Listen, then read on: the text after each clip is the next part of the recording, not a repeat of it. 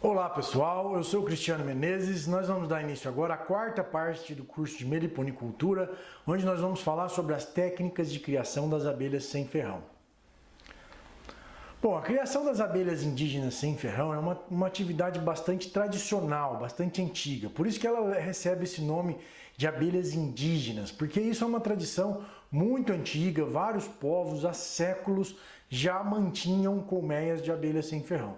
E o método mais tradicional, mais antigo que a gente conhece é a criação nesse tipo de caixa que vocês estão vendo aqui, em alguns lugares chamadas de caixa cabocla ou caixa rústica, e na região nordeste é bastante comum, por isso também é conhecida como caixa nordestina, que é esse modelo de caixa comprido, né? Então esse é o método tradicional de criação das abelhas sem ferrão. Ao longo dos últimos anos, das últimas décadas, na verdade, as tecnologias de criação vêm se aprimorando, várias pessoas vieram inovando, trazendo novas tecnologias, e é sobre essas novas técnicas que a gente vai falar hoje. Não significa que o método que se usava antigamente era inadequado, era ruim ou deveria parar de ser usado.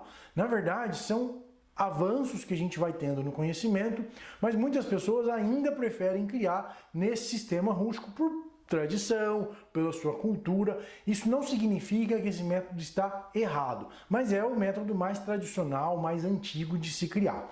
Como que funciona mais ou menos a organização dessa colônia, dentro dessa caixa? Então a gente tem geralmente uma parte separada para cria, que é isso que vocês estão vendo aqui nessa parte. Aqui está a entrada da colônia, onde as abelhas vão entrar e sair.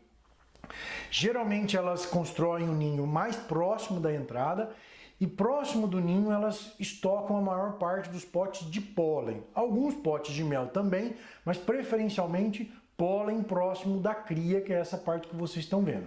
Depois ela tem uma separação de uma madeira que separa, tem uma passagem para as abelhas aqui por baixo e aqui por cima, de forma que elas conseguem acessar esse compartimento. Eventualmente, em alguns lugares eles não usam essa madeira, é tudo contínuo, mas na maioria das vezes as pessoas usam uma separação de madeira aqui.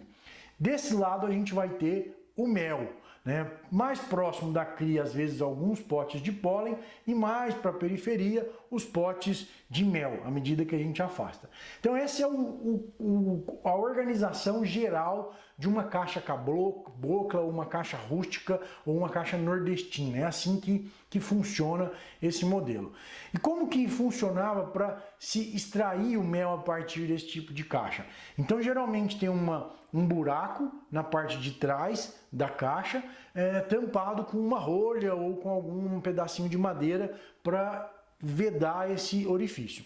Quando ele vai colher o mel, então o produtor retira a tampa, perfura os potes de mel com algum instrumento pontiagudo, uma faca, um garfo, rasga esses potes, o mel vai escorrer, aí ele tira o tubinho que protegia esse buraco e assim ele escorre o mel e retira isso numa vasilha.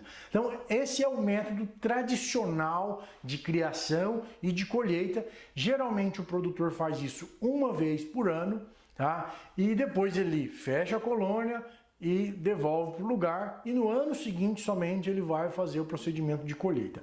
Obviamente é um processo bastante invasivo, né? Então fica bastante resquício de material para as abelhas consertarem e corrigirem, então é um dano considerável para a colônia, e muitas vezes esse tombamento tomba também os ovos, então você tem uma perda também da cria. Então essas são as desvantagens desse tipo de caixa e desse tipo de colheita de mel.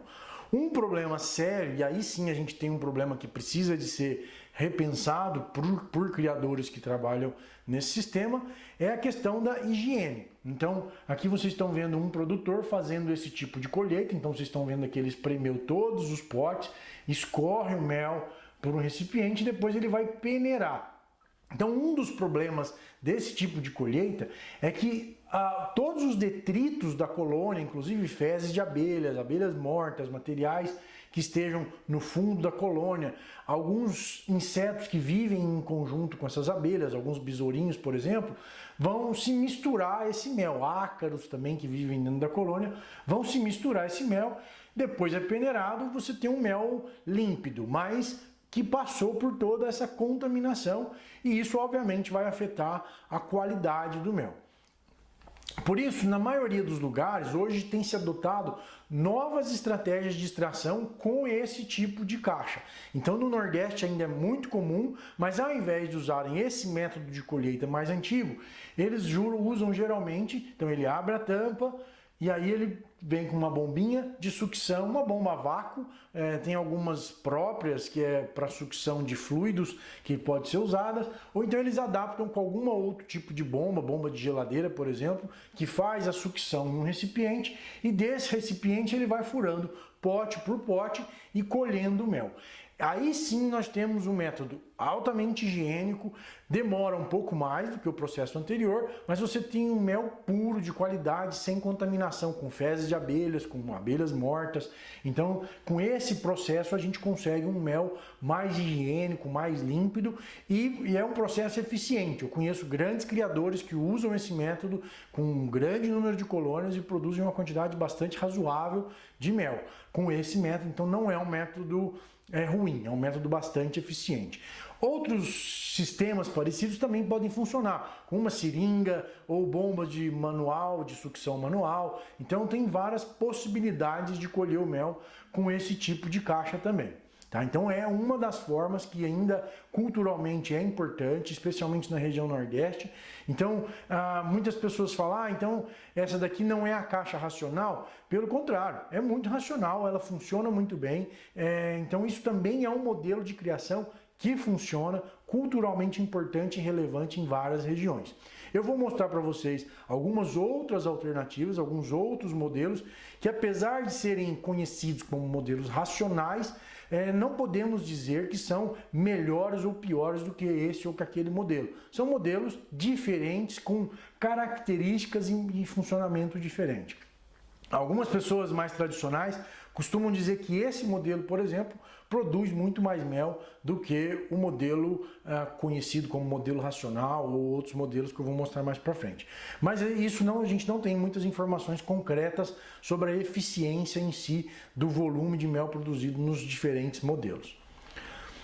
Bom, aqui uma foto mostrando justamente esse processo. Isso daqui é uma foto que eu tirei na Malásia, é um produtor de mel. É como eles colhem, muito parecido com esse sistema, tem uma bomba de vácuo, então uma pessoa vai abrindo os potes e com essa bombinha ele vai sugando o mel de pote em pote e assim ele faz a colheita.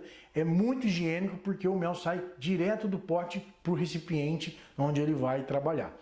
Então é um método que funciona muito bem. Bom, uma das limitações desse modelo de caixa é o processo de divisão. Então a colheita de mel, como eu mostrei, tem alternativas para se colher bem, mas uma das limitações importantes é o processo de divisão. Como que o criador vai fazer a divisão de uma colmeia dessa? Então aqui a gente tem uma colônia forte, tá? Com bastante comida, bastante cria, né? Como vocês estão vendo aqui, e ela está no ponto certo de dividir. Então, se vocês têm dúvidas sobre essa questão do ponto para divisão, revejam a aula 2, né, a parte 2 desse curso de meliponicultura, para vocês entenderem a hora de fazer a divisão, caso tenham alguma dúvida no processo que eu vou mostrar aqui. Então aqui a gente tem uma cria organizada, os favos mais novos estão embaixo, os mais velhos estão em cima. Então, lembrando a parte 2 do curso, tem um espaço entre a parte mais velha em cima e a parte mais nova. A rainha está aqui nessa parte de baixo, onde ela está fazendo a postura, e a parte de cima a gente só tem pulpas já pré-estabelecidas e resistentes que a gente consegue manipular. Então o criador vai abrir a tampa. Então, como eu disse, essa parte de cima ela é resistente, a gente consegue manejar ela e pegá-la sem estragar e sem perigo de tombar os ovos. Então o criador tira esses favos, tira alguns potes de pólen e um pouco de pote de mel para alimentar essa colônia, e ele vai colocar esse material em uma outra caixa. Depois ele vai ter que sugar com um sugador algumas abelhas aqui dentro, ou coletar de alguma outra forma. e colocar dentro dessa caixa. Geralmente vai um pouco de abelhas junto com os favos de cria, então vão abelhas jovens aqui no meio que ainda não conseguem voar e já iniciam a população daquela caixa. E essa colônia filha a gente coloca no lugar da mãe para pegar as operárias. Então esse é o método de divisão com esse tipo de caixa. Como vocês podem ver, o problema desse tipo de divisão é que a gente manipula muito o material que a gente vai usar para formar uma colônia filha e isso é um pouco danoso para a colônia. Funciona? Funciona. É possível multiplicar as colônias assim. Eu mesmo tenho bastante experiência de multiplicar colônias que estão em caixas nesse modelo e funciona muito bem. Mas eu vou mostrar as vantagens que existem em outros modelos de caixa comparado com esse. Tá bom? Mas é assim que se faz a divisão com esse tipo de caixa.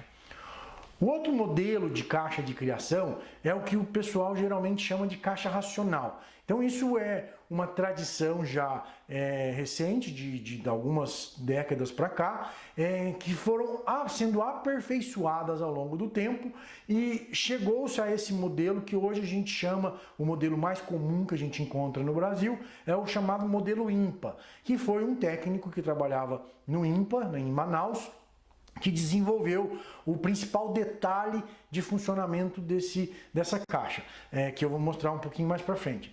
Mas o avanço relativo àquela caixa anterior que eu mostrei é que a gente consegue separar a colmeia em vários compartimentos. Então eu consigo acessar qualquer parte da colônia sem manipular o material em si. Então só separando. Então a caixa ela é dividida em gavetas e a grande vantagem dela é essa: a gente consegue separar facilmente os compartimentos e acessar qualquer parte que eu queira sem provocar muita destruição nessa caixa. Então essa ideia de fazer essas gavetas já vem de longa data, mas ela vem sendo aperfeiçoada. Então os modelos originais que a gente tinha eram um pouco mais alongados, os potes de mel eram colocados do lado e a gente conseguia mesmo assim separar em gavetas. Mas ainda assim não era muito fácil, tinha em algumas espécies a gente acabava estragando bastante o ninho ou os próprios potes de mel na hora que a gente ia manipular. Então esse modelo de caixa ele permite isso, permite a gente acessar qualquer parte. E qual é o detalhe importante que foi desenvolvido, né, no INPA e por isso deu esse nome famoso dessa caixa, a caixa INPA? A gente tem a melgueira, que ela tem olhando isso de cima para baixo, a gente tem uma madeirinha separando aqui no meio e frestas laterais por onde as abelhas passam. Então essa melgueira são esses dois andares de cima que vocês estão vendo. Aqui numa vista lateral, tá? Então eu estou vendo a madeira aqui do fundo pela parte lateral, a abelha passa desse andar para cima por essa fresta que a gente tem lateral aqui. Então essa é a melgueira e eu consigo acessar os potes de mel a partir disso. E essa daqui é a separação que tem entre o ninho e o sobreninho. Então a gente tem um oco aqui na parte central. Isso daqui pode ser confeccionado de várias formas, pode ser um círculo, por exemplo, mas geralmente é um quadrado, em que a gente tem olhando pela vista lateral, essa estrangulação aqui, de forma que a cria consegue subir para o segundo andar e fica separado nas bordas por essa madeirinha triangular aqui nos cantos. Então esse foi o pulo do gato desse modelo de caixa, que permite a gente separar a parte do ninho sem romper potes de pólen, sem romper potes de mel ou com o mínimo de distúrbio possível. Então foi uma revolução na parte de multiplicação de abelhas principalmente, porque a gente consegue fazer a divisão sem ter que manipular a cria, sem ter que pegar material. É muito mais rápido, muito mais fácil e prático do que o modelo tradicional. Como eu disse, para várias regiões, para várias espécies de abelhas, aquele modelo de caixa funciona bem, as pessoas conseguem criar. Esse modelo tem essas vantagens, mas não quero dizer que é melhor ou pior. Esse modelo tem sido ainda aperfeiçoado em vários lugares, então na Embrapa tiveram algumas evoluções em relação a esse modelo, outras pessoas têm outras adaptações em relação a esse modelo, mas o princípio de funcionamento básico e o que deu o pulo do gato para esse modelo de caixa foram essas duas estruturas que eu mostrei para vocês. Alguns lugares eles colocam buracos de ventilação embaixo, porque o lugar é muito úmido e a abelha talvez acumula muita umidade. Em outros lugares, ao invés de ter um buraco de entrada direto, tem um túnel que passa, que protege um pouco a colônia. Então tem algumas pessoas que usam varetas para poder, na hora que a gente abrir esses andares, não rasgar potes, não rasgar material de dentro. Então tem vários detalhes que ajudam a aperfeiçoar esse funcionamento dessa caixa. Mas o princípio fundamental que vocês precisam de assimilar nesse momento é essa estrutura do sobreninho e do ninho e da melgueira. A parte do ninho é oca, uma caixa vazia normal, então o detalhe está no que a gente chama de sobreninho. Tá? Então isso facilita muito o processo de criação, de colheita de mel, de divisão de colônias.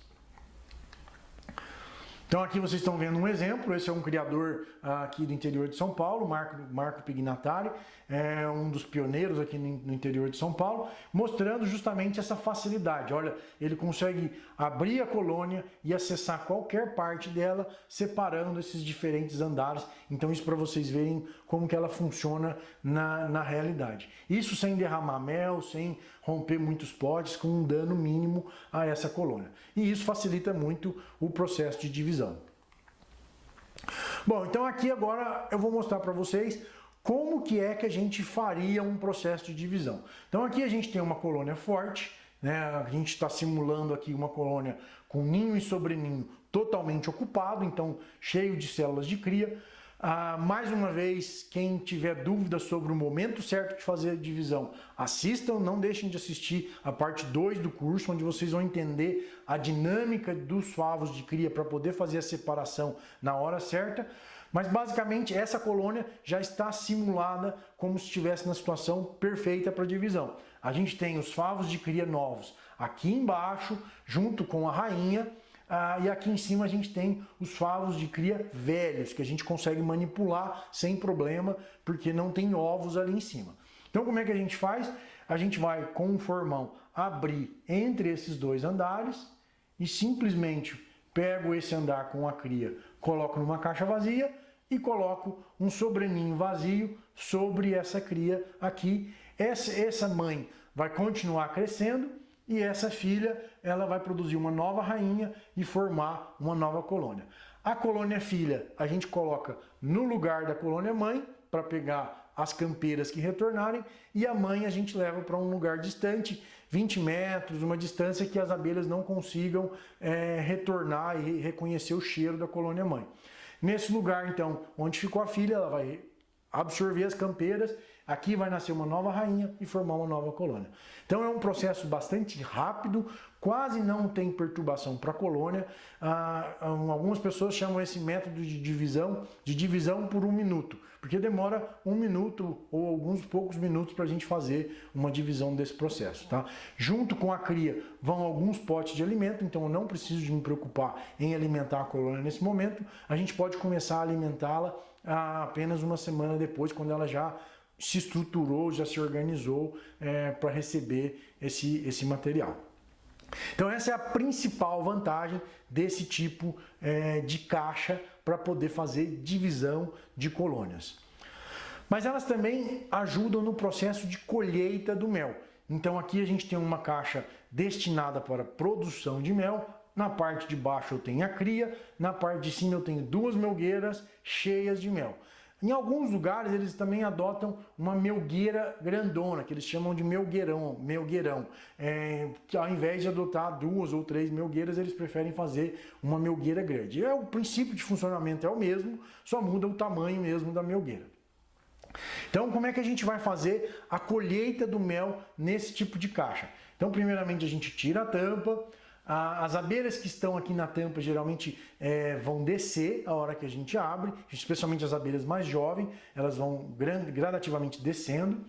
Depois a gente separa o andar da melgueira, faz furos com um instrumento pontiagudo, então uma faca ou algum instrumento pontiagudo limpo, né, que a gente fura, e vira essa colônia e o mel vai escorrer. Então, como vocês já sabem, já aprenderam isso no vídeo anterior, o mel das abelhas sem ferrão ele é mais líquido do que o mel da Apis mellifera, da abelha africanizada, então ele escorre dos potes e a gente com um recipiente recebe esses potes.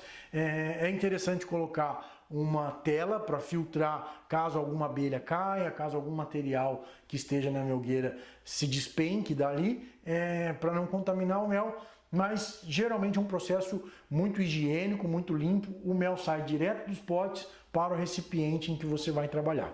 Então é um método que funciona bem, é rápido de colher, funciona perfeitamente. Você também pode colher usando bombas de sucção. Então, ao invés de virar a melgueira, usar uma bomba para sugar a partir dessa melgueira, ou uma seringa, ou outro equipamento que vai sugar esse mel a partir dali. Então, agora algumas imagens de uma melgueira cheia, né? Isso daqui é uma melgueira de Mandaguari, na época de produção, então ela enche toda a melgueira com mel. Aqui vocês estão vendo potes fechados, esses que estão abertos se romperam na hora que a gente abriu a colônia. Então, com um instrumento pontiagudo, a gente abre esses potes todos e depois vira e o mel escorre facilmente. Como eu disse, é interessante colocar uma tela para evitar, aqui está sem tela exclusivamente para fins da fotografia, mas a gente poderia, o ideal seria usar uma tela que protegeria caso alguma abelha ou algum material despenque e caia nesse mel. E no final a gente tem um volume bastante considerável e límpido, de um mel bastante limpo, higiênico, então é um método de colheita bastante eficiente. Bom, como eu já expliquei também na parte anterior, o mel das abelhas sem ferrão, por ter mais água, ele tende a fermentar. Então essa é uma característica do mel das abelhas sem ferrão. Por ter mais água, ele tem geralmente entre 25% e 30% de água, ele tende a fermentar após a colheita. Então a gente tem algumas estratégias para lidar com o processamento desse mel para que ele não fermente ou para que a gente faça a fermentação de uma forma controlada. Então é uma diferença muito importante para a apicultura. Na apicultura, depois de colher o mel, passar por um processo de filtragem e decantação, que a gente tira todos os sedimentos, esse mel já está pronto para invase e para consumo. No caso das abelhas sem ferrão, a gente precisa de fazer algum procedimento pós-colheita para que esse mel não fermente e não seja desagradável. É muito ruim uma pessoa que compra um mel desse, a hora que abre, sair aquela espuma e ele muitas vezes transborda e dá sabores eventualmente que podem não ser agradáveis para o consumidor. Então a gente tem algumas formas. São 4 formas diferentes. A gente tem o resfriamento, a pasteurização, a desumidificação e a maturação, conforme eu vou explicar com mais detalhes aqui para frente.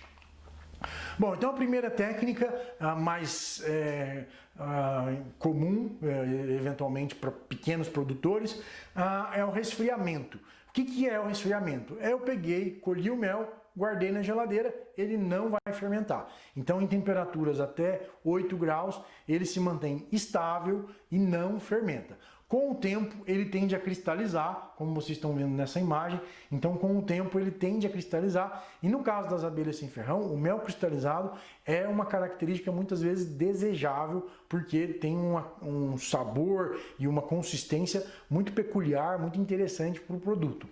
A grande vantagem desse mel, qual que é? A gente tem um mel in natura com as mesmas características que eu colhi direto da colônia. Então a gente mantém essas características durante vários meses dentro da geladeira. Então é uma vantagem muito importante. Você mantém todas as propriedades medicinais que esse mel possa ter, todas as enzimas continuam ativas e o sabor não muda.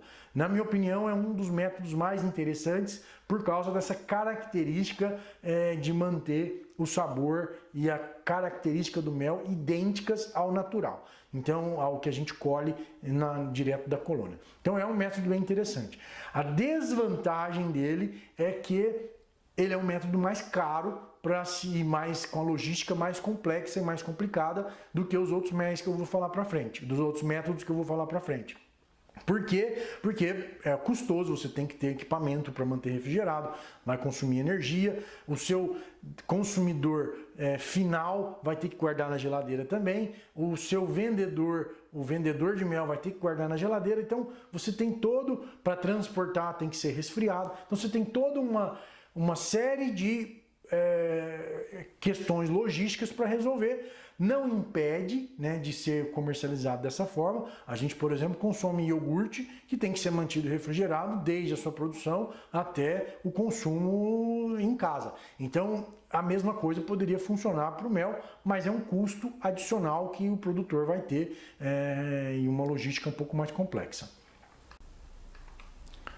Bom, a outra possibilidade de trabalhar com esse mel é a pasteurização. O que é a pasteurização? A pasteurização é um processo em que a gente aquece o alimento e depois resfria ele até a temperatura ambiente, e esse processo de aquecimento mais resfriamento vai inibir ou eliminar a maior parte dos micro-organismos presentes no mel, e depois desse processo ele para de fermentar. Então, o processo de pasteurização é a soma de dois fatores. Um fator é a temperatura e a outro fator é o tempo em que ele permanece nessa temperatura. Então a gente pode pasteurizar numa temperatura um pouco mais branda, de 65 graus, por exemplo, durante 30 minutos. Isso é suficiente para fazer a pasteurização do mel. Ou 72 graus durante 15 segundos. Então, temperaturas mais elevadas eu posso deixar por um período menor, temperaturas mais baixas eu preciso deixar por um período maior para que essa pasteurização seja eficiente. A gente recomenda que seja feito em banho-maria, quando for um processo caseiro, para que não haja superaquecimento de algumas partes desse mel e isso não gere sabor de açúcar queimado. Então, a gente sempre recomenda o uso de banho-maria. Essa temperatura ela tem que ser acompanhada com o uso de um termômetro culinário próprio para essa finalidade. E para manter a 65 graus durante 30 minutos é um pouco mais difícil. É possível, mas é um pouco mais difícil. Você precisa de mexer constantemente para manter essa temperatura homogênea. Então, num sistema caseiro é mais difícil de manter. Por isso, num sistema caseiro, geralmente as pessoas têm usado 72 graus por 15 segundos, pela praticidade. Chegou a 72 graus, você deixa por 15 segundos, depois resfria, isso vai promover o processo de pasteurização. A grande vantagem desse mel, desse método de processamento do mel, é que depois de feito o invase, a gente consegue comercializar e manter ele a temperatura ambiente em prateleira, que ele não vai mais fermentar. Então, dessa forma, a gente inibe a fermentação e ele pode ser comercializado dessa forma. Esse método é um método também interessante porque se você teve algum processo de contaminação durante a colheita, esse processo elimina a maior parte das possibilidades de contaminação. Então ele é um método seguro. Você tem no final um produto com muito mais segurança do ponto de vista alimentar. A grande desvantagem desse método é que, como a maioria de vocês já deve saber, aquecer o mel, a gente perde algumas das propriedades naturais que ele tem, porque várias enzimas começam a degradar à medida que a gente aumenta a temperatura. Então, algumas das características biológicas do mel podem ser perdidas à medida que a gente aumenta a temperatura. A gente também vai aumentar o HMF, que é um dos parâmetros que a gente usa para identificar se teve ou não teve adulteração de mel, mas nesse processo de maturação tem vários estudos já sendo feitos mostrando que o HMF ainda se mantém dentro dos limites estabelecidos pela lei brasileira. Então, esse método é um método viável e mantém o mel com as características desejáveis para consumo como um alimento. Para as pessoas que consomem o mel como um medicamento, você vai ter esse prejuízo de algumas propriedades do mel serem perdidas nesse processo. Mas é uma das desvantagens desse método, mas obviamente, como eu falei, tem outras vantagens, por isso tem sido um método usado em vários estabelecimentos. A outra possibilidade é muito comum, muito usada na região da Bahia, é o método da desumidificação. Então, como eu já falei para vocês, o mel das abelhas sem ferrão ele tem mais água do que o da apis. Então, por isso, ele fermenta. Então, qual que é a solução? Eu retirar esse excesso de água para que ele não fermente. Por quê? Quando a gente tem uma quantidade de açúcar acima de 80%, ou seja, 20% de umidade, 80% de açúcares, os micro-organismos, mesmo presentes ali, eles não conseguem fazer a fermentação.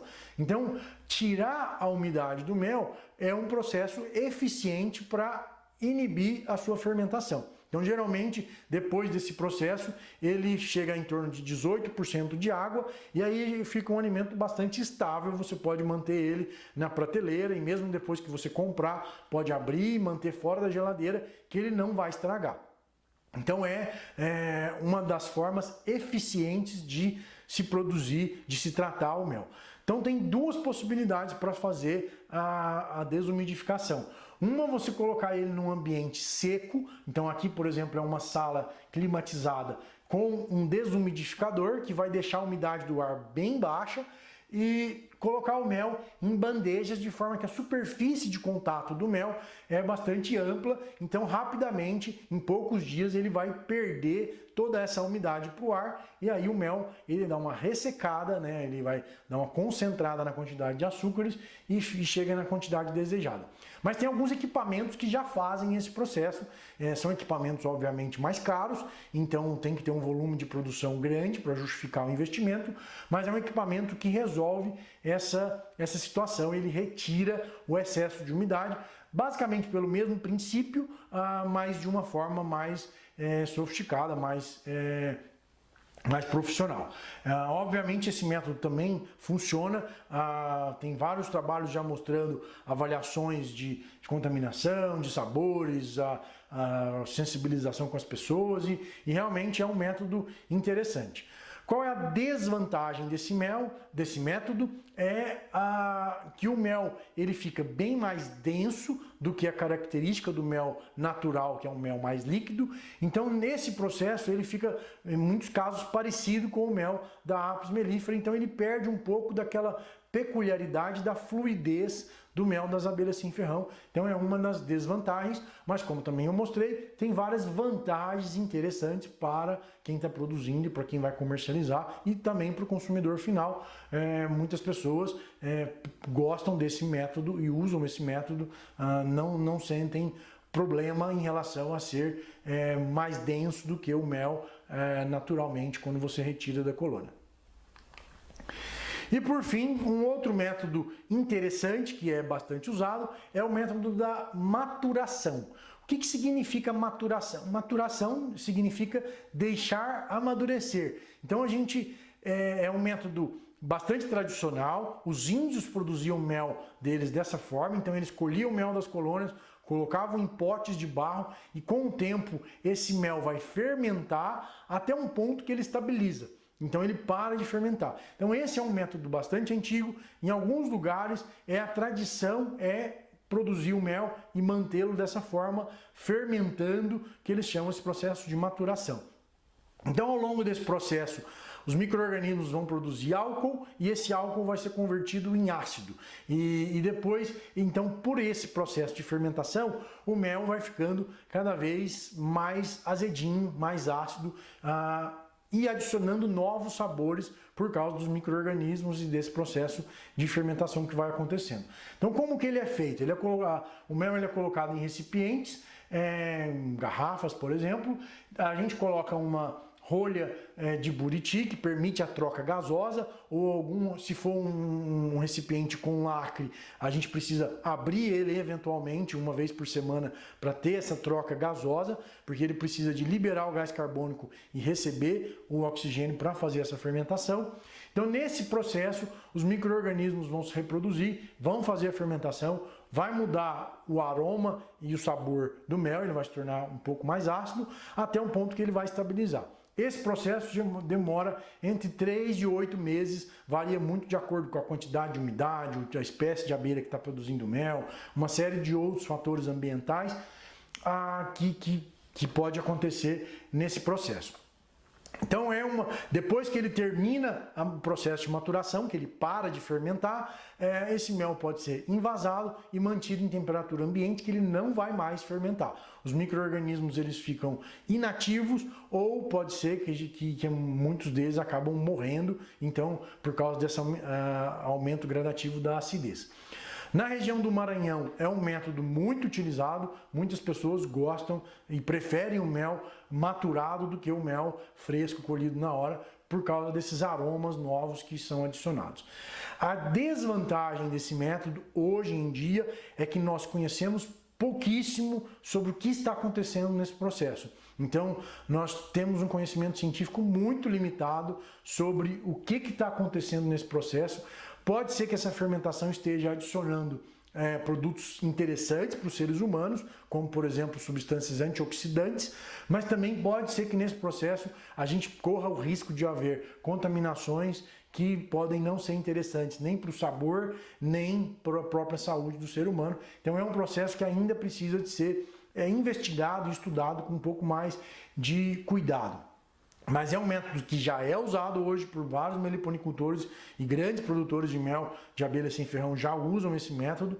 Então é um método que existe, que as pessoas culturalmente já usam e tem vários benefícios compará-los com os outros métodos.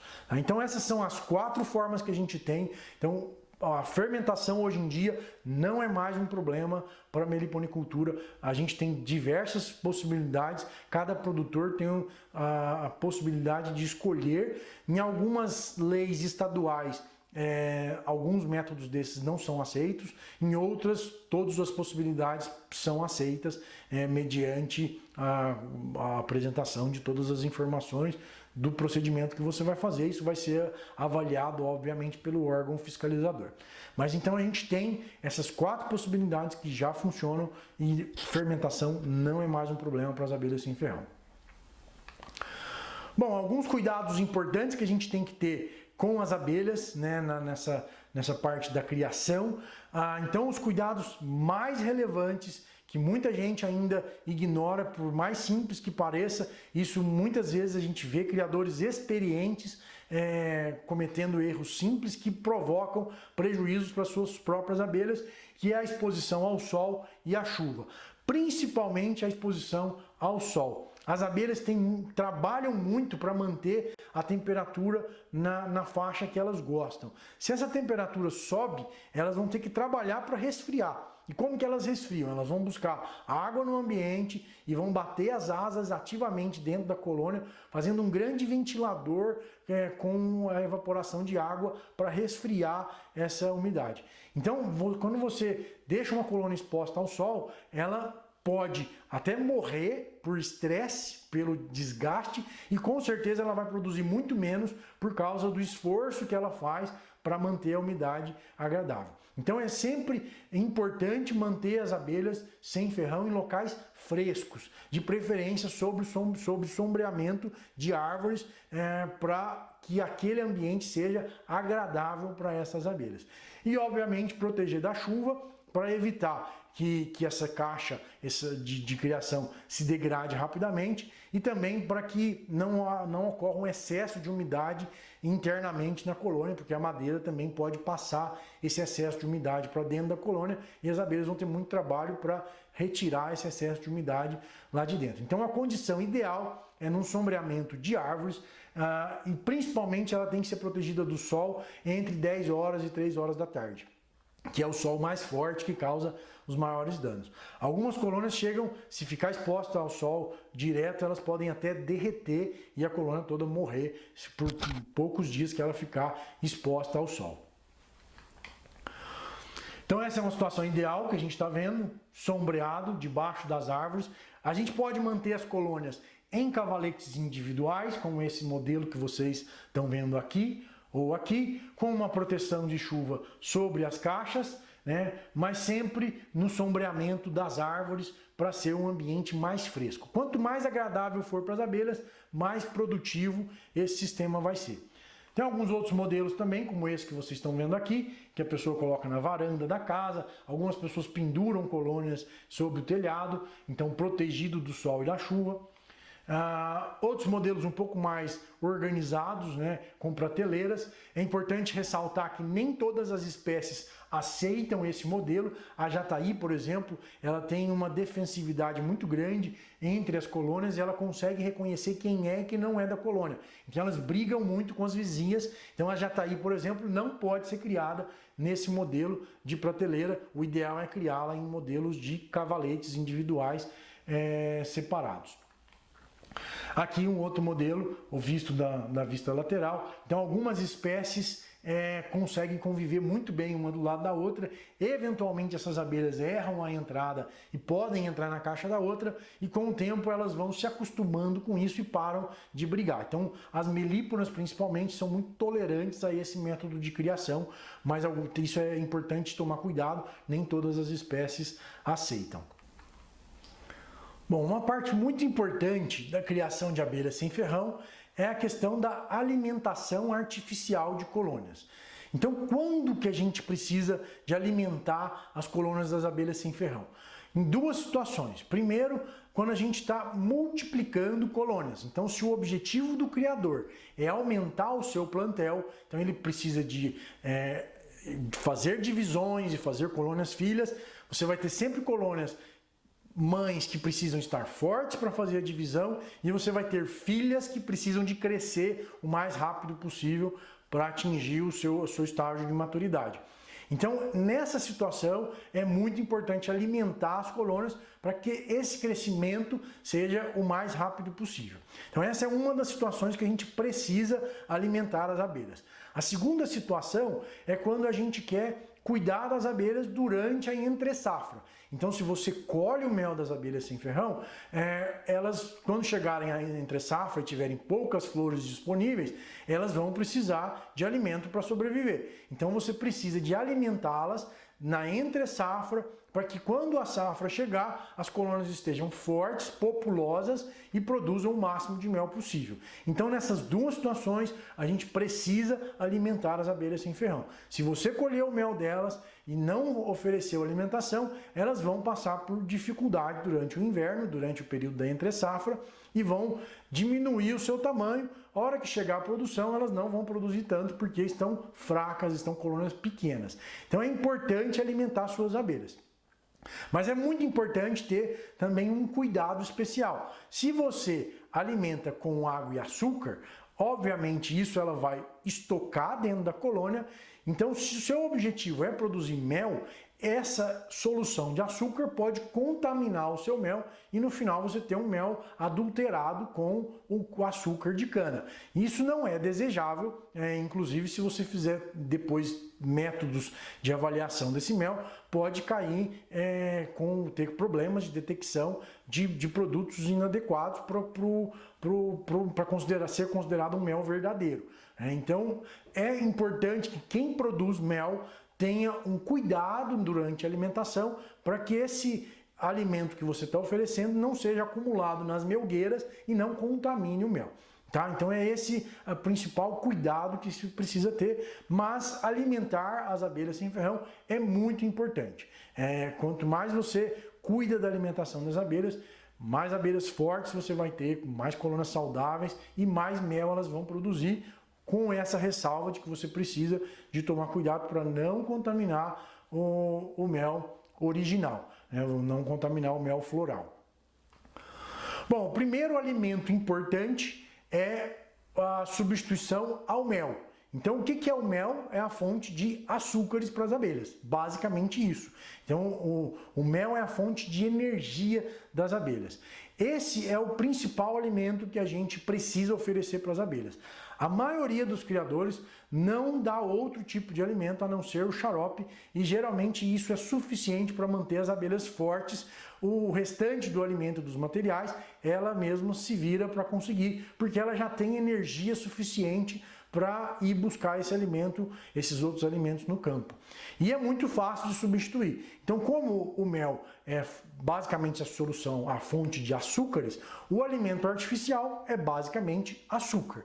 Existem várias receitas de alimentos artificiais para substituir o mel, então é o que a gente chama de xarope, que é uma solução de açúcar. Existem diversas formas de preparar, eu vou mostrar duas delas, as mais comuns usadas no Brasil, e vocês podem escolher, além das outras que estão disponíveis, tem várias disponíveis na internet que vocês podem avaliar.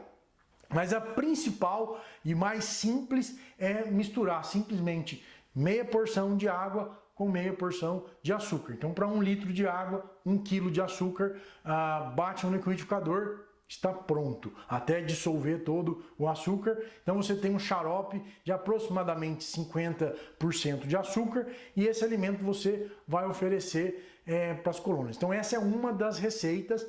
Ela tem uma vantagem importante que é rápido e fácil de preparar. Tem uma desvantagem importante que, como você não ferve, não passa por nenhum processo de fervura, esse xarope ele tende a fermentar rapidamente. Então você tem que tomar cuidado com a quantidade de xarope que você vai oferecer para as abelhas, porque se você colocar demais, ele vai fermentar. Se elas demorarem mais de um dia para coletar esse alimento que você está dando, ele vai fermentar e isso pode provocar problemas para a colônia. Então é importante que, se você vai usar esse método, que você já tenha um pouco de experiência para saber dosar muito bem a quantidade de xarope que você vai dar para aquela abelha.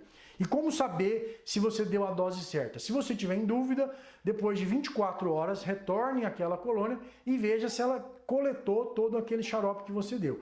Se ela coletou, significa que você está dando uma dose adequada. Se ainda tiver resíduo de xarope dentro do alimentador, significa que você está dando muito. Então é bom retirar esse alimento dali de dentro e diminuir a dose que você está dando. Então essa é uma forma fácil de testar e é um método simples que funciona muito bem.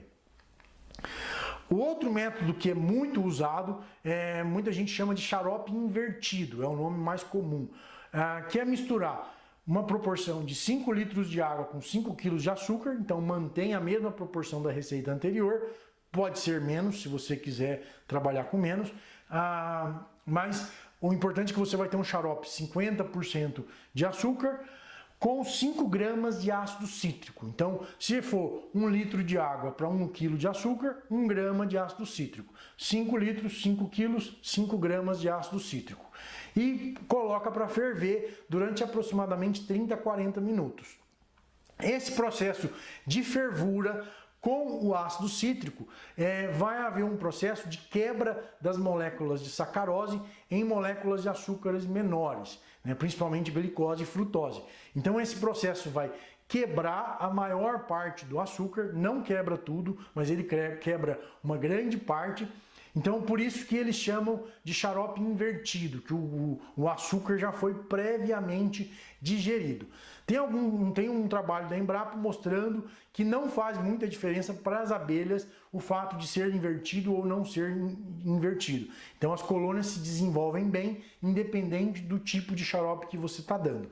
A vantagem desse mel é que desse xarope é que ele é menos suscetível a fermentar. Por quê? Porque ele primeiro passou por um processo de fervura que esteriliza esse alimento e também o próprio ácido cítrico inibe um pouco a fermentação pela acidez desse xarope. Então é um método interessante porque você fica mais seguro quando vai alimentar as abelhas, que se você der uma dose um pouco maior para uma determinada colônia, esse xarope não vai fermentar e não vai dar problema para aquela colônia. Então ele é um método mais seguro, especialmente para iniciantes, é um método interessante porque a dosagem ainda não está muito aprimorada, então é um método interessante. E aí você pode conservar esse xarope por um tempo maior também, porque ele não vai fermentar. Então você pode preparar uma quantidade, um volume maior e estocar na geladeira, por exemplo, durante um tempo bem mais longo do que o xarope batido no liquidificador. Então essas são as duas principais receitas que a gente tem Mas como eu disse, tem gente que mistura várias outras substâncias, aminoácidos, que também podem ser usados, mas essas são as receitas mais simples e que são efetivas para alimentar e substituir o mel das abelhas. E como que a gente vai oferecer esse xarope para as colônias? O método mais simples e mais convencional é o uso de copinhos de café ou copinhos plásticos com palitos de picolé ou palitos, pedacinhos de madeira, para as abelhas conseguirem acessar o xarope sem se afogar. Esses palitinhos são essenciais. Muitas vezes, se você não colocar, as abelhas podem se afogar e dezenas de abelhas morrerem dentro do xarope se você não colocar os palitinhos. As abelhas menores têm mais dificuldades, elas se afogam com mais facilidade do que as melíponas, então é aconselhável, quando for alimentar abelhas pequenas, que se lixe um pouco, deixe um pouco áspero esse copinho, ou então dê um banho de cera. Uma das receitas que existem é uma mistura de cera com batume moído, que faz tipo uma crostazinha. Então você mistura isso e dá um banho de cera nesse copinho, derrete, né, a cera e dá um banho de cera nesse copinho para ele ficar aderente. Assim as abelhas conseguem acessar o xarope pela lateral sem se escorregar, e aí rapidamente elas acessam todo o copinho, elas conseguem retirar esse xarope com mais agilidade, e eventualmente pode inclusive colocar alguns palitinhos de segurança, caso alguma caia, ela consegue sair. Mas é uma das soluções para que elas não fiquem escorregando no plástico. Bom, a outra tipo de alimentação que a gente tem é a alimentação proteica, que é para substituir o pólen, que é a fonte de proteínas, de vitaminas, de aminoácidos, de gorduras, né, de lipídios, de minerais também. Então é o alimento mais nutritivo da abelha, mais complexo, e por causa dessa complexidade é muito mais difícil de substituir. Até hoje nós não temos uma receita infalível que substitua plenamente. No caso do xarope, a gente consegue substituir plenamente o mel, mas no caso do pólen, até o momento nós não conseguimos produzir um alimento artificial adequado que substitua plenamente. O que a gente tem são alimentos que complementam essa dieta. Então a receita mais comum que a gente tem é essa daqui que está no slide para vocês. A gente pega o pólen original da espécie que você quer alimentar. Então, por exemplo, se você quer alimentar mandaçaia, tem que pegar o pólen da mandaçaia. Se você quer alimentar uruçu, o ideal é que se pegue o pólen da uruçu. Por quê? Porque ali você tem os micro-organismos que estão acostumados a viver com essa abelha. Se você introduz pólen de uma outra espécie, você pode contaminar esse alimento com micro-organismos indesejáveis e causar problemas para aquelas abelhas. Então você vai misturar aproximadamente 100 gramas de pólen. Obviamente nem todas as colônias, nem todas as espécies é fácil conseguir, mas o máximo que você conseguir. Que aqui a gente tem os micro-organismos que vão ser importantes para fermentar esse alimento que a gente vai produzir. Mistura esse pólen com o xarope que vocês produziram. O ideal nesse caso é usar o xarope de liquidificador para que os micro-organismos consigam proliferar bem aqui dentro, né? Então você inocula esse pólen dentro desse xarope, e esse xarope vocês vão misturar com extrato de soja. Essas proporções são aproximadas, então mais ou menos 100 gramas de pólen, 500 ml de xarope e 1 kg de extrato de soja. Essas proporções são aproximadas. Você vai precisar misturá-los até que ele fique numa consistência de um bolo, que não fique nem tão líquido, nem tão duro. Ele precisa ficar pastoso. Algumas receitas também misturam levedura de cerveja, que pode ser encontradas facilmente no supermercado. Aquela levedura de cerveja em pó, você pode misturar isso também nessa receita, é uma das possibilidades. Mas se não tiver, um extrato de soja já é suficiente para ajudar nessa alimentação proteica. E aí essa massa a gente vai deixar num recipiente fechado, né, protegido, em temperatura ambiente. E se você tiver uma estufa, melhor ainda, mantém em temperatura de 30 graus. Esse alimento ele vai fermentar todos os dias, que ele vai constantemente estar fermentando. Então ele cresce. Então é importante que você coloque num recipiente grande e não encha todo o recipiente, deixe pelo menos a metade de espaço para que ele cresça nessa fermentação. Como um bolo, ele vai expandir. E todos os dias é importante ir lá e mexer essa massa para tirar o excesso de gases que vai formando ali dentro. Então, ao longo de mais ou menos 15 dias, essa massa vai fermentando e vai se tornando cada vez mais azeda, mais ácida, até o momento que ele está com um aroma bastante avinagrado, que você vai sentir, está com uma característica do pólen original daquela abelha. Então é o ponto certo de você interromper essa fermentação, e aí você pode guardar na geladeira e ele vai durar várias semanas guardado na geladeira, e gradativamente você pode usar. E como que a gente vai oferecer esse pólen, esse alimento feito à base de extrato de soja para as abelhas? Bom, primeiro você vai fazer um copinho de cera, então derrete a cera, com um cabo de vassoura você molha o cabo de vassoura na água, mergulha ele na cera, aí você faz esse copinho, que é essa estrutura que vocês estão vendo aqui por fora. E enche esse copinho com o alimento artificial, com o extrato de soja fermentado. Então preenche esse copinho com o alimento artificial. Quando ele está gelado é mais fácil de modelar ele, porque ele fica mais firme. Aí você espeta ele com um palito de churrasco e mergulha esse potinho na cera derretida. Então mergulhou na cera derretida, a cera vai incrustar nesse material e depois você retira e mergulha na água gelada. Então, ao mergulhar na água gelada, a cera se solidifica e fica firme. Dessa forma, você impede que tenham furos ou esse alimento fique colocado de qualquer maneira dentro da colônia. Se não for feito dessa forma, muitas vezes as abelhas rejeitam esse material. Então, depois de mergulhar na água, sai o nosso potinho pronto. Então, ele está cheio de cera. Tem um buraquinho pequeno, onde as abelhas vão entender que aqui tem o pólen. E se elas estiverem com fome, elas já vão abrir e ali se alimentar. Se não, elas vão fechar e vão abrir gradativamente à medida que elas forem usar.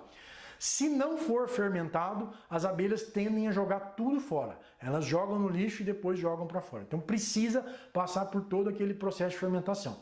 Mas depois, nesse potinho, a gente consegue oferecer para as abelhas, então colocando dentro da colônia. Nesse caso, por exemplo, a mandaçaia estava com bastante fome, elas já abriram o potinho e já imediatamente foram consumir o material. Elas vão raspando isso e aí, quando elas precisarem, elas vão fechar e gradativamente vão usar. Outra forma de dar para as colônias, um pouco mais prática, é colocar em copinhos de café e aí elas vão raspar isso daqui e retornar, e geralmente elas já vão consumir direto ou eventualmente, mas raramente, elas vão retirar daqui e colocar em potes. Mas isso é muito raro, a maioria das vezes elas vão usar para o consumo direto a partir do potinho de café. A desvantagem desse método é que muitas vezes esse alimento resseca e aí elas param de consumir. Então é importante acompanhar para ver se está funcionando com a sua criação. Bom, a gente aconselha que você foque, principalmente os iniciantes, que foquem na alimentação energética, que é a mais importante. A alimentação proteica a gente sempre aconselha que seja feita pelos meliponicultores mais experientes, porque é um processo mais delicado, isso daqui pode atrair inimigos naturais, que pode acabar dando problema para as abelhas, e é um processo de difícil elaboração. Então a gente só recomenda para pessoas que estão em um processo de multiplicação intensiva mesmo, uma criação em escala maior, para manter as colônias cada vez mais saudáveis. Mas foque na alimentação energética, que é mais fácil, e geralmente com a alimentação energética você já tem uma resposta por parte do crescimento da colônia bastante interessante e satisfatória. Bom, os principais inimigos das abelhas que a gente precisa de tomar cuidado são formigas. Então, as formigas destroem uma colônia do dia para a noite, então são inimigos importantes. E como prevenir das formigas? Colocando proteção nos cavaletes, pode ser com óleo queimado, ou com cola entomológica, ou com alguma graxa, algum material pegajoso que impeça as formigas de subirem. Tem diversas soluções para impedirem as formigas de subirem, algumas mais ecológicas, algumas um pouco menos ecológicas, como o uso de óleo queimado, mas todas elas são muito eficientes. É importante que se faça um manejo constante, principalmente quando você está dividindo colônias, porque as filhas e as mães ficam muito vulneráveis quando você divide. Então, nesse momento, é importante tomar cuidado com formigas, fechar todas as frestas e proteger os cavaletes para que elas não subam. Depois que a colônia já está forte, se estabeleceu, geralmente a própria colônia consegue se virar muito bem, ela cuida muito bem da sua proteção e impede as formigas de entrarem. Então, geralmente, colônias fortes não têm problemas com formigas. Em alguns lugares são mais problemáticos, região amazônica, por exemplo, formigas são terríveis, tem várias espécies que podem dar problemas, e aí mesmo colônias fortes podem ter problemas, então o cuidado tem que ser mais atencioso. Outra praga importante é o forídeo, que são mosquinhas que botam os ovos dentro dos potes de pólen das abelhas sem ferrão. Então, os adultos por si só não causam problemas diretamente, mas as larvas desses forídeos vão consumir o pólen e acabam enfraquecendo a colônia porque consome o alimento mais importante das abelhas. Então, gradativamente a colônia vai enfraquecendo, podendo levar até a morte. E se a infestação for muito alta, as larvas podem comer até a cria das abelhas, então chega num nível extremo. O método de controle mais eficiente é limpar toda a colônia quando ela tiver com uma infestação muito severa, retirar as larvas, espantar os adultos, fechar as colônias com fita crepe, todas as frestas, para impedir que eles voltem a entrar. E se a colônia está muito fraca, é importante que deixe a colônia fechada durante alguns dias para que ela se reestabeleça ali dentro. Obviamente tem que ter comida lá dentro para essa colônia, mas para que ela impeça de ser recontaminada com forídeos. Você pode também colocar esquinhas de vinagre, potinhos com pequenos orifícios cheios de vinagre, que os forídeos acham que é o pote de pólen e acabam morrendo afogado. Mas não é uma tática que é muito eficiente quando a infestação está alta. Se a infestação está alta, outras providências têm que ser tomadas. Outra praga importante da meliponicultura são outras abelhas sem ferrão, principalmente as abelhas limão, que é um grupo de abelhas sem ferrão especializadas em roubar o alimento de outras colmeias. Então elas atacam as colônias, roubam mel, roubam material de construção. Se for contra a jataí, por exemplo, é uma briga muito forte, então várias abelhas morrem nesse ataque. Outras espécies não brigam com a abelha ladra, mas tem todo o seu material saqueado. Então é uma praga importante.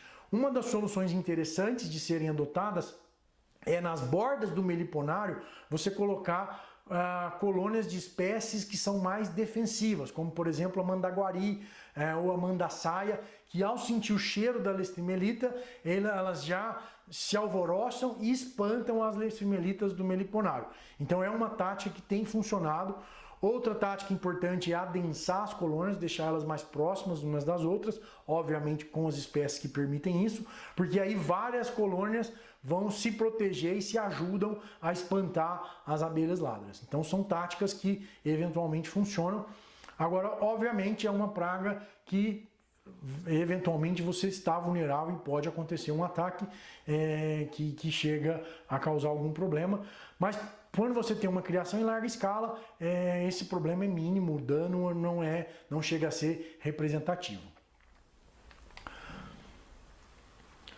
Bom, agora se você vai começar a criação, onde você vai adquirir as suas colônias que você vai iniciar? Então uma das possibilidades é comprar as colônias de criadores que já multiplicam as colônias para essa finalidade, então eles multiplicam e vendem as filhas, então é uma possibilidade de se começar a criação. Hoje é um custo relativamente alto, mas apesar disso, quando você compra uma colônia, cuidando dela, alimentando, em pouco tempo você pode começar a dividir e aumentar o seu plantel. Então é um investimento que vale a pena, porque em breve você pode inclusive vender colônias filhas para recuperar o investimento que você fez. Então é um método eficiente porque você escolhe a espécie que você quer criar naquele lugar. Geralmente ela já vem pronta para você começar o processo de criação, de multiplicação ou de produção de mel. Então é um método muito rápido, eficiente e vantajoso por causa disso. Mas obviamente custa dinheiro, o custo hoje das colônias é bem alto, dependendo da espécie, é bem considerável.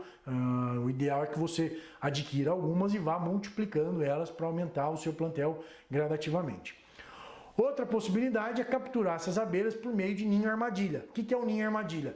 São recipientes plásticos que a gente passa própolis dentro dele, coloca um pouco de cera na entrada para atrair as abelhas e espalha no ambiente para capturar os enxames dessas abelhas. A desvantagem desse método é que você vai contar com a sorte, pode ou não pegar essas abelhas, e não é um método muito eficiente. Você demora para conseguir aumentar o plantel com esse método, a não ser que você espalhe muito, uma quantidade grande de ninhos de armadilhas em várias áreas para conseguir viabilizar. Aqui a gente tem um exemplo de uma colmeia de jataí que foi capturada dentro de uma garrafa PET. Então a garrafa PET ela é embrulhada com jornal e depois com plástico para proteger da chuva e espalhado pelo ambiente. Aqui a gente capturou uma jataí e como que o ninho fica depois de aberto. Então a gente abre esse recipiente e passa todo o material para a caixa de criação. Essa já é uma caixa, um ninho que ficou bastante tempo na garrafa, então ele ocupou o ninho, a garrafa toda. Mas geralmente quando a gente faz isso 1 mês, 2 meses depois que captura, o ninho está bem pequeno, é bem fácil de fazer essa transferência, não tem muitas dificuldades. A abelha que a gente mais captura com esse método é a jataí, né? É a abelha mais comum que a gente tem e para jataí é um método muito eficiente. Se o seu objetivo é criar jataí, funciona bem, é um método extremamente eficiente. Mas a gente pode capturar outras espécies como a mirim, né, ou a borá, é uma espécie frequentemente capturada, a mandaguari também a gente eventualmente captura, e mais raramente melíponas, né? Aqui no caso é uma mandaçaia que a gente capturou com uma armadilha, mas é uma eventualidade, a maioria que a gente captura é jataí, mais de 90% é jataí. Raramente a gente consegue capturar uma mandaçaia, salvo em alguns lugares excepcionais que tem uma abundância muito grande dessa abelha. Então dessa forma você vai ter início ou comprando as colmeias ou instalando ninhos armadilhas por aí para capturar enxames. Bom, concluindo essa quarta parte do curso e a parte final, a mensagem que eu gostaria de mostrar para vocês é que hoje a meliponicultura já é uma atividade que permite a profissionalização, uma criação mais organizada, mais sofisticada, como essa que vocês estão vendo aqui na imagem, a criação de um dos principais criadores que a gente tem no Brasil, o Paulo Menezes, em Mossoró, no Rio Grande do Norte. Um sistema super organizado, super sofisticado e que funciona e dessa forma ele consegue viabilizar o negócio de produção de mel e produção de colônias naquela região. Então, hoje as técnicas de manejo estão muito avançadas. Essas que eu passei são as técnicas básicas, obviamente tem muitos detalhes que podem ser incrementados nesse sistema e gradativamente, à medida que vocês vão ganhando experiência, vocês vão ter possibilidades de incrementar mais coisas, novas técnicas e muitas coisas ainda estão em desenvolvimento e gradativamente vão entrar no circuito, como por exemplo a produção de rainhas em laboratório, desenvolvimento de dietas cada vez mais elaboradas. Então são coisas que estão avançando e gradativamente vão melhorando. Mas com essas técnicas que eu passei hoje, vocês já estão aptos a iniciar a criação de abelhas sem ferrão e, obviamente, com a experiência acumulada, vocês vão se tornar cada vez mais profissionais, mais eficientes, podendo inclusive obter boa renda a partir da meliponicultura. Bom, é isso. Eu gostaria de agradecer a atenção de vocês ao longo desse curso, dessas 4 partes do curso. A gente pretende continuar gravando novos vídeos sobre outros temas relacionados a abelhas, a biologia, ao manejo, ou a novas descobertas da ciência, ou de determinados temas polêmicos para que mais informação chegue para as pessoas e vocês consigam fazer cada vez avaliações mais críticas e melhorar a sua experiência com as abelhas sem ferrão e com as abelhas como um todo. Muito obrigado pela atenção, até a próxima!